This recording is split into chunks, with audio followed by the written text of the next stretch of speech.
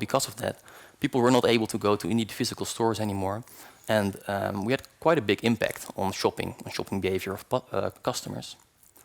And as you can see here on this graph, there are indeed two axes here. So you do see the positive margin of whatever happened to the market, but also the negative one. And if we do zoom in a bit on like whatever happened or what impacted pretty positively during COVID, then we do see, for example, supermarkets, in which we were all, of course, aware that loads of people were buying toilet paper, which helped their margin for sure. But I think more interestingly enough is what actually happened to the niches that didn't do really well. And of course, if we look at the bottom two, tourism and entertainment, yeah, most of us are aware it just wasn't an option, right, to go to really nice holidays or to book events for like cool artists and such.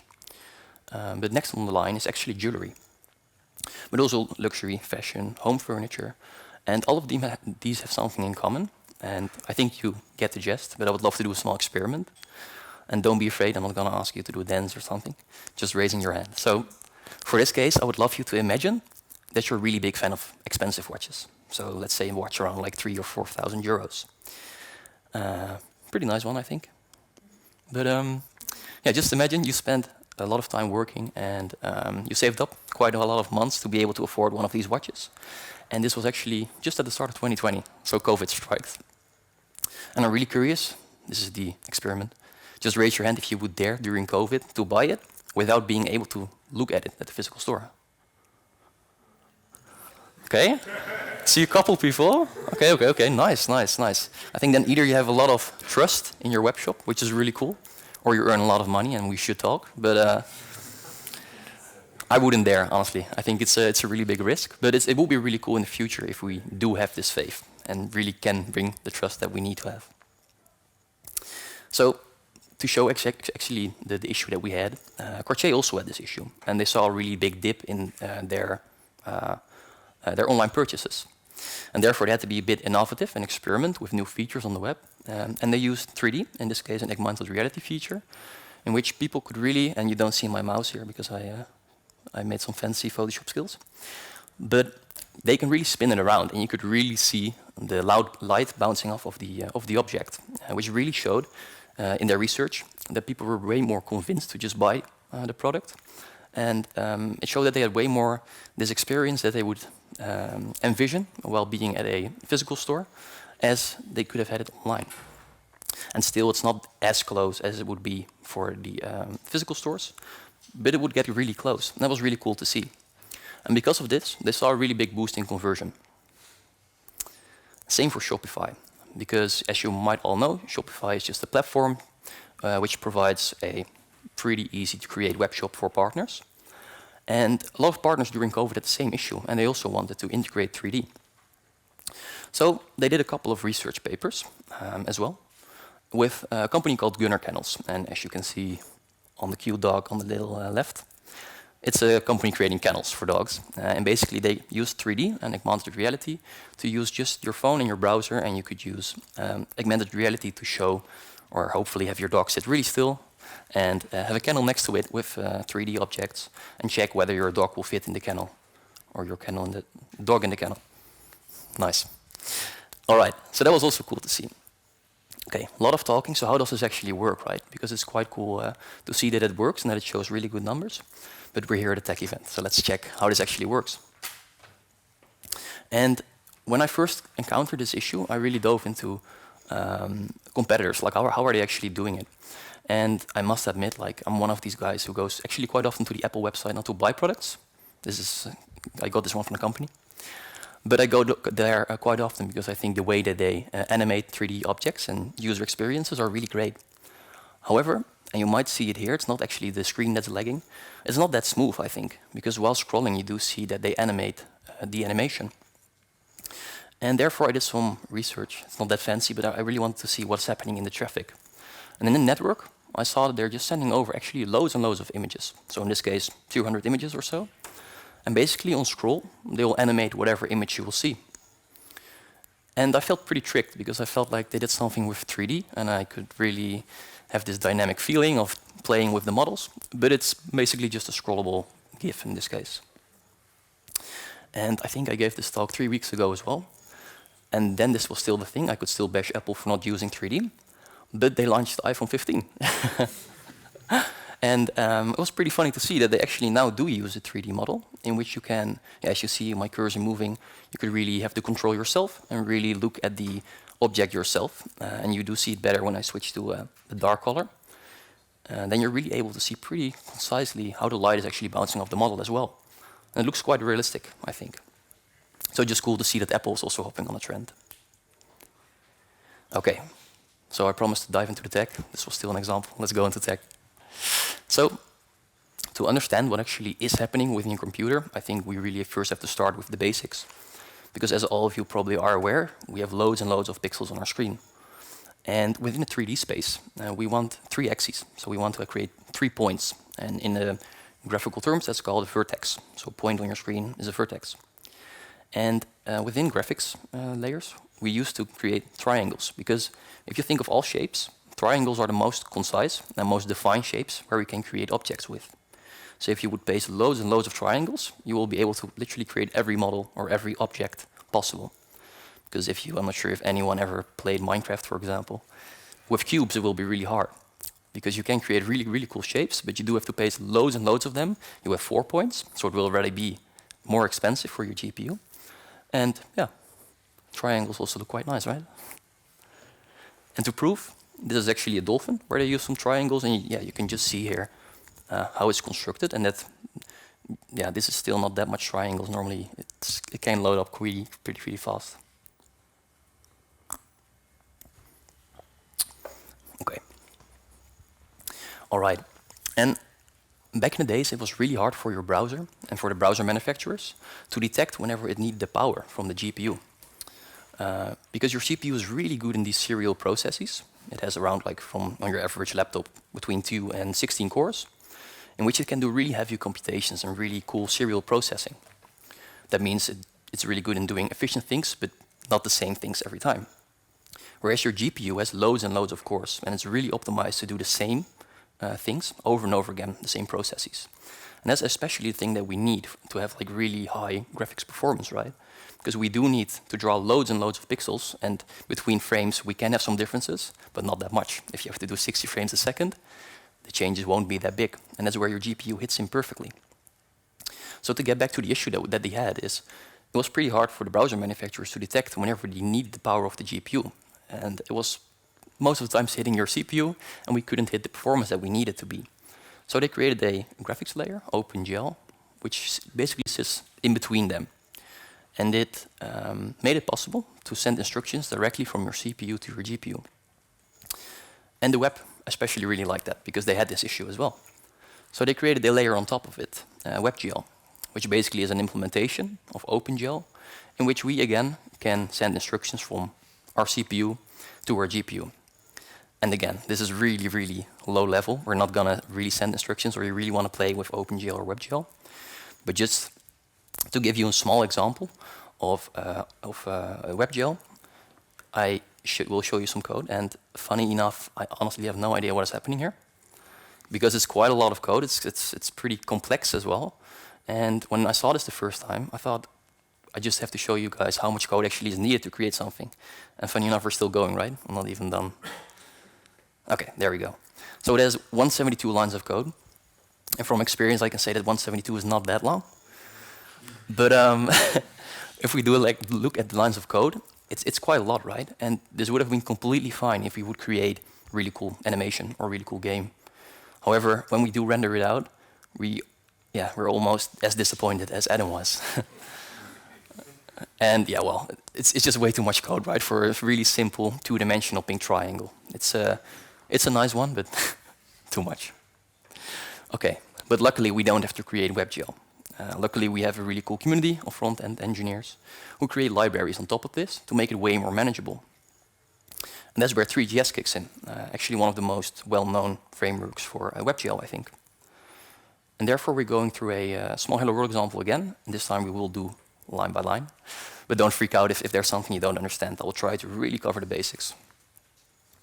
All right, so first, to be able to create something on the screen, As you might, for example, know in HTML, we have this canvas object, which most of the times has two axes, the X and the Y, and we can control the width and the height. But in a 3D space, we also need a third axis, right? The X, Y, and the Z axis. Therefore, we create a scene, and that's basically our how do you call it, like the Bob Ross, where we can really paint on. I don't know what the word is. Okay. But next, within our scene, as you also saw on the example of Apple you just saw, we might want to interact with it, and that's where we have a camera. In this case, we chose for a perspective camera. Nothing fancy, and basically what it means is that it's actually really realistic with the real world. So it really shows things in perspective. So things that appear closer to your eye are bigger, and things that appear further away are smaller. And that's the same within the scene. All right. Next, as I just already said, we have three axes. So we want to manipulate the Z-axis a bit. In this case, the Z-axis is the axis that goes into the screen or outside of the screen. So basically, if my nose would have been on the screen right now, I do a step back, and that's the change that we're doing on the Z-axis. All right. Next, we set a renderer. I have nothing to say about this. We're setting the renderer. It's needed. We set a nice background color. We set the size equal to the entire screen. And we append it to the DOM. And at this point, we already do have our 3D space. And if you would have rendered this out, you do have actually a really nice 3D space. Completely dark and nothing to see, but the space is there. All right, so let's add something there. And for this case, we're going to add a geometry. And a geometry is maybe a hard word for a shape, but in this case, we're going to create a box. And the box will be 1 by 1 by 1. And in this case, a geometry, the way I like to visualize it, you can really see it as if you give a present to someone, you surround it with something like the shape. So in this case, the cardboard, for example. In this case, it will be a cube. And I'm not sure how you give presents to your friends, but I like to wrap it around with some wrapping paper, because only giving cardboard is quite, well, it's not that fancy. And that's where the material comes in. So here we can create a material. Again, a pretty hard class name, but basically we give it an appearance or a model. And in this case, it will be the color orange. All right. And then as you already saw on this image, and as you know in JavaScript, we've created two variables, but we still have to connect them together, right? Because just the cardboard and wrapping paper has to be collided. And that's where the mesh comes in. All right. So we've created the mesh. We have our scene, and we do have a camera. So at this point, we already have a really nice scene, and now something to look at as well, which is really cool. But still, we need lighting in a 3D space, because if we don't show any lights, then, yeah, well, still a really cool model, but nothing to see there. So that's where we add two lights, and again, adding it to the scene. All right, so now we're there. And this is the point where we do call a render loop.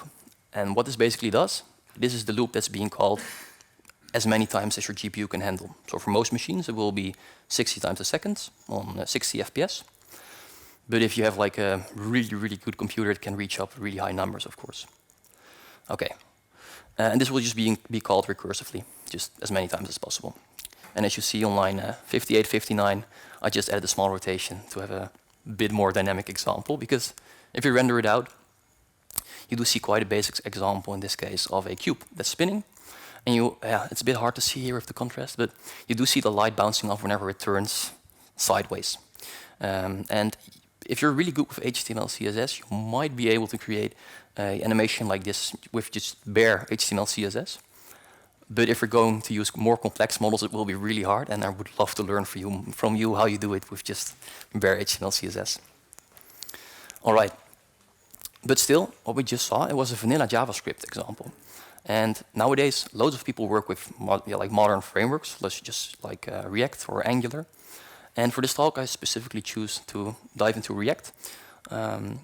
Because still integrating vanilla JavaScript with React can be quite complex. And of course, it's the power of React as well to be able to make things as modular as possible, as small as possible, and give it like the responsibility that it deserves. And that's where React Free Fiber really comes in. And the cool thing about React Free Fiber is that it's not a component library. It's actually a React renderer for 3JS elements.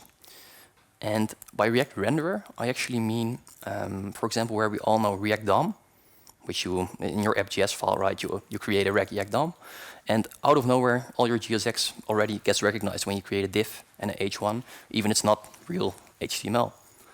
And it's pretty cool because it has all these primitives. And React Free Fiber also has them. So you add React Free Fiber to your project, and you don't have to import box geometry and ambient light, but you can just write it in your return statement, in your GSX. And your developer experience is really nice because it just detects all the objects that you will need. Okay, so let's go into another Hello World example, the exact same cube this time, but now within React. And I just want to show and give you a feeling of how less code we have compared to the WebGL example. Okay, so first we import React from React. I don't think I have to explain that one. I think everyone knows what happens. Cool. Okay, then we import two things from React Free Fiber. So in this case, a canvas and a use hook. We create our functional component, a box, and we set some state. So we set the box rotation, which we also did in the render function, to create and have the spinning animation right on the cube. Okay, next we call the useFrame hook. And the useFrame hook is basically a function that hooks into this render loop that you just saw in JavaScript as well. So it hooks into this function, which will be called as many times as possible by your GPU. And in there we set the state. So we set the box rotation, both axes, X and Y. And that's already all logic, because we're going to return the object. So, okay, nice, there we go. So what we will return is the mesh, again, the thing that collapses both of them. And we, in there, we encapsulate the geometry, so the box again, and click the material. And this time I chose for purple. I don't know, purple, cool. And that's all. So we next inject it within our app, and we have to wrap it around the canvas. Because as I just said already, it's a React renderer, right? But the React renderer needs to know where it, from where its context starts. So that's basically where the canvas comes in. Everything that's being placed as a children object within canvas will be recognized by the React Free Fiber renderer. So canvas object, the box that we just created, and again, two lights to be able to see the scene. And if you render this out, then once again, we do see our nice cube. And as you might be aware already, this is indeed running in the browser. So yeah, this is just the example that we just showed. All right, so you might now... Ooh, no internet. Yeah. Should work. Okay, wait. Give me a second. Yeah, I'm gonna put it on the hotspot. I will let you guys look at the spinning cube. Okay, we got this. Apple proved to work today.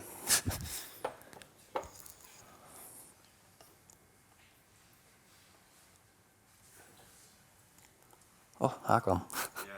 No, no worries, it's here. Perfect time for a water break as well. All right, let's pray with me. Nice. Okay. Oh, no, I have faith in this. It works. There we go. Okay, cool. So you might now think, okay, Tim, thanks a lot though, taking, I think 30 minutes of my time to show me how I can rotate a cube. Pretty cool, but that's not what we're here for. I really want to show you how less code actually is needed to create pretty cool experiences. Because I'm not going through this code line by line because it's quite a lot. But you do see it's 70 lines of code. And with this code, we can actually create pretty stunning things. So it says, double click to enter the portal. If I click on this, I will go into the portal. Apparently someone who uses a lot of painting attributes, but I can even zoom in on the object and move back out of the portal and really control whatever I'm seeing, right? And that's pretty cool, I think. And again, I just want to emphasize how less code actually is needed. It's not that complex. Okay, so if we go to the next example, I really want to show you as well that we just created a model, but you can also add physics to it. Physics, there we go. We import physics from a helper library, which you will show in a second. And again, emphasizing the amount of lines of code is not that much because the app is included, so it's a bit cheating here. It should be on another file. But it's not that much code. And again, if we create this and look at what happens, then we can play a really nice game with actual physics, in which most of the code that you do see here, and sorry, I'm really concentrating right now. Okay, stop. Actually, most of the code that you do see here, so especially these two parts, group, this is mainly the objects that are rendered. So loads and loads of code that you still do see here is to be able to have the ping pong ball and the ping pong bed. But the actual logic is really handled by React Tree Fiber and their helper libraries, which we will dive into a second, which is just really cool because as developer you can focus on really the tech side of it instead of having to worry about creating loads and loads of models. And if we talk about 3D, I just have to show this really cool portfolio by Bruno Simon. I think as a front-end developer, if you have a portfolio, it's cool, but he just out-leveled all of us, I think. And bear with me, I'm really bad at gaming, but oh, there we go. Like, you can literally, projects that way, yeah. Yeah, he shows his projects here with completely 3D animations, which is really cool. And yeah, it just shows what is possible with 3D. And I'm not going to show the entire world because there's loads of things, but it's just a really, really creative way to just show what you can do. Okay, so I already touched upon the community a bit. So let's talk about who is actually keeping this alive and why is it even a good idea to use it, right? So there's a really strict community behind this, behind React Tree Fiber, which is called Poimanders. Again, not sure if I pronounce it correctly, but that's the way I pronounce it. And this community is really cool because they create a really big ecosystem around React Tree. And as you can see, all of these tools here, I think a couple of them you might recognize, are super easy to integrate within the React Tree Fiber space. So to give some examples, ZooStand is like, you might know Redux, and ZooStand is kind of a bit of the same technology, global state management. But you also do have a React Tree Dre, or actually it's German, so Drei, I guess, which are lots of helpers. So developers create really cool hooks or helper functions, and if they think it's valuable to the community, they add it into this library, which is really cool because it has some, like the graphics that you just saw, it has some really stunning things. But even React Tree XR, which supports VR and augmented reality. And when I looked into the documentation of how it works, it's almost as easy as adding a couple components to the models that we just saw. Yeah, and of course, it won't be a bit hard on a computer, but with your mobile in the browser, it will work really easy to integrate. Okay, so let's touch upon the React Tree Fiber a little bit, because I just want to show you that React Tree Fiber was already easy, but by using these helpers and these hooks, it can even be more easy and even more concise. So let's go into the scroll control, because, no worries, I hope it's still fine. Because that's where we started with, right, from the Apple example. And I bashed a bit upon them, because I said, oh snap, because they weren't able to have this really dynamic and really nice scrollable feature. But here with React Tree Fiber, and in this case we include some things from Dry again, we have something called the scroll control, which basically just wraps around the MacBook that you see there on the right. And if I start scrolling here, then you do see the MacBook opening up. And I'll just try to scroll at once, so you see that it's pretty smooth, and I stop. Oh, okay, let's do a real.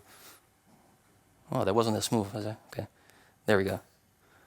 It's not as glitchy with the images that you saw before. And again, emphasizing it's literally one component that you pause in, and it works, which is really cool, I think. Okay, next up is Gizmos. And when I read this the first time, I really had no idea what it was, so I Googled it, and that was a mistake. Because, I don't know, I think it's from a movie or something before my time, I think, but it was interesting.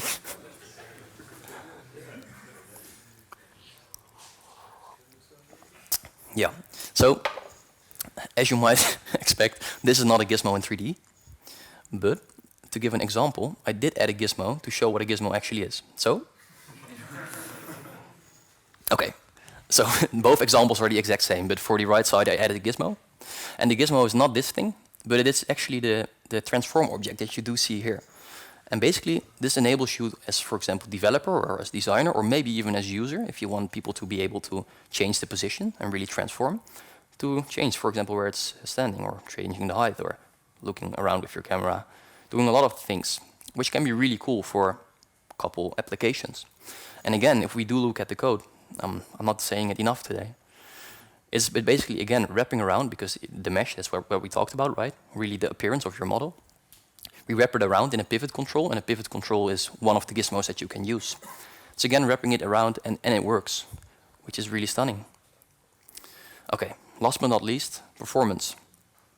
Because of course, we touched upon like what the difference are between the CPU and the GPU, and that it was quite an issue to use performance or make your application performant when you use heavy computations here. And it still is. It's not like do whatever you feel like, create loads and loads of models and be able to not think about performance. Because, for example, this computer might be really fast, but we also have to deal with slower devices, right? Maybe really old mobile phones or really old laptops. So we have to be aware of what's happening around us. And therefore I created this small demo where, okay, let me try to, no, I'm not going to give that a try. Okay, so what you do see on the axis is that you do see the activity of the CPU and the GPU. Ah, there we go, cool. Really small, but you do see what actually is happening with your GPU and CPU. And in there you do see how much frames I'm currently able to render. So my machine is able to render upon 120 frames a second, no flex. And the GPU takes around like 5 milliseconds, and your CPU takes around 1. And these benchmarks really show you how much performance actually is involved into this project. But also if you should be aware of performance dips, because if like this MacBook is not able to handle 60 FPS, then you're sure that other devices are not going to handle that. And also to emphasize again that we're using loads and loads of triangles, we're at 86K for this small example, which is quite a lot. And funnily enough, actually most of the triangles are from the font, because that's really hard to create rounded corners and all that stuff. Okay, but what we also can do is we can interact with the model. So if I click a key, for example, we zoom in, and that's the perfect ending for my talk. Thanks, everyone.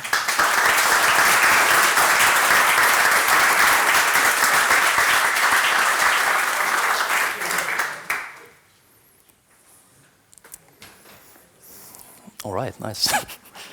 Yeah, are there any questions, or I'm not sure what the process is here. Nice, I see some hands already. Yes. Yeah, the 3D objects that you're showing, Mm-hmm. did you create them yourself, or A couple of them. So do you use it for that? yeah, you can use Blender or Cinema 4D, for example. And if you're not really familiar with these tools and don't want to use things like it, you can. This is, for example, the rocket. Ah, this is a different rocket. But there are loads and loads of websites where they give copyright free that you can just use in. Okay, normally this is really high quality.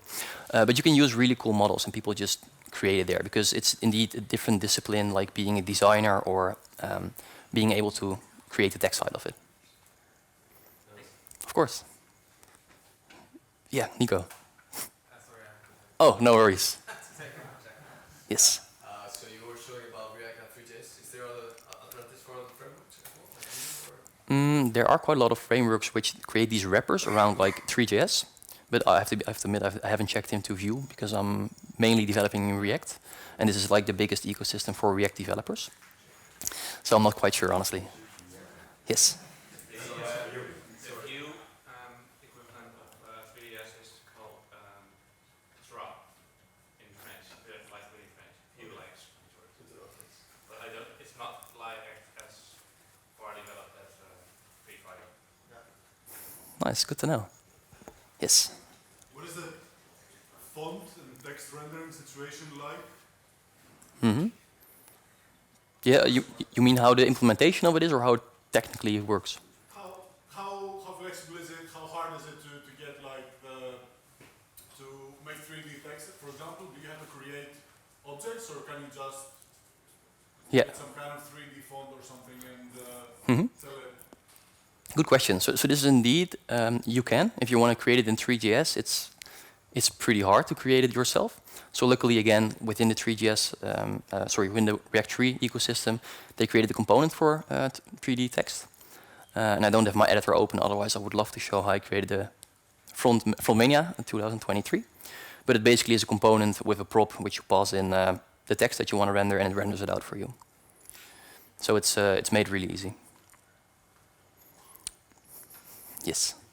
So now looking at like developments with AI, do you think it's going to be possible to actually prompt certain objects or scenarios or scenes with AI in the future and like actually get into it? Yeah, definitely. Like what I'm really seeing in the market right now, and that's also a really cool thing for e-commerce, is that a lot of AI tools are jumping upon the conversion from 2D images to 3D. So you have, for example, a couple of images from the front, from the back, from the right, left side.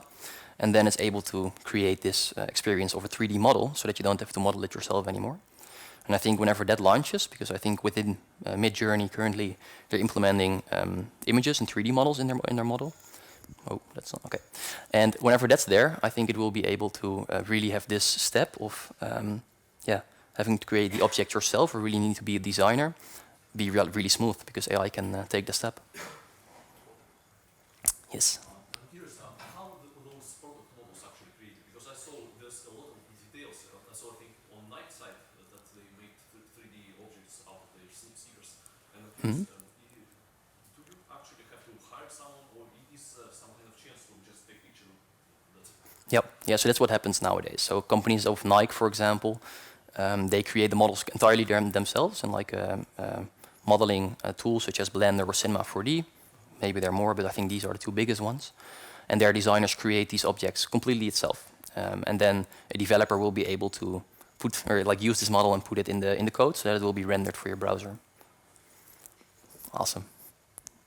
One in the back. If you have a really high detail model, is there a way to optimize it automatically, or is it something that you will need to do yourself? Yeah, good question. So React actually, because they implemented it within React, is already optimized way more than 3GS because it's imported in the React 3, the React lifecycle, which is already really nice.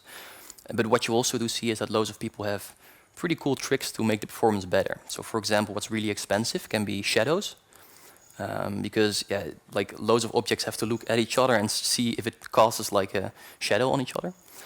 So what really smart designers did is that they actually baked the shadow within the appearance. So meaning that this, in this case, would be the material that you're creating, and on every frame you'll re-render and bake in the shadow. And therefore you can just turn off these things and it will be way more performant. But also polygon-wise, so if you're importing or loading in this high polygon count, that would make it too heavy.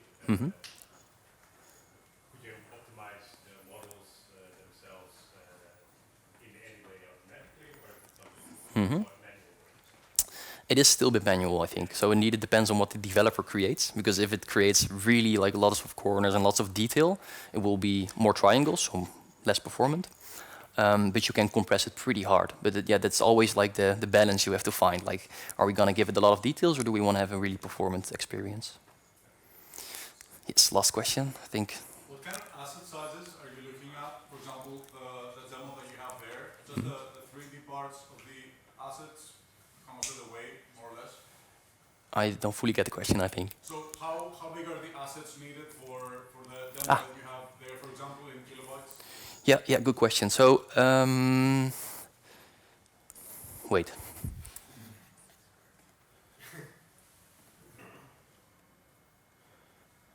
Should show here, yeah. Yeah, so the GLB in this case are the models that I use within this presentation, which is indeed a compressed version of your model, which uses 3 megabytes in this case. So that's pretty, because I think I'm not gonna, the blocks or the cubes that I used are not a model. So basically this space will be around 3 MBs, which is still quite a lot though. But that again really depends, because honestly I didn't took the time. I think this small thing, what is it called? The arcade game. I picked it as well from the site that I just showed. It's made with loads and loads of details, so this is a really big asset. But again, you have to find the balance there and be able to make it happen. Yeah. So if my performance would have dipped right now, I would have to look at a different model. All right. Thanks, everyone.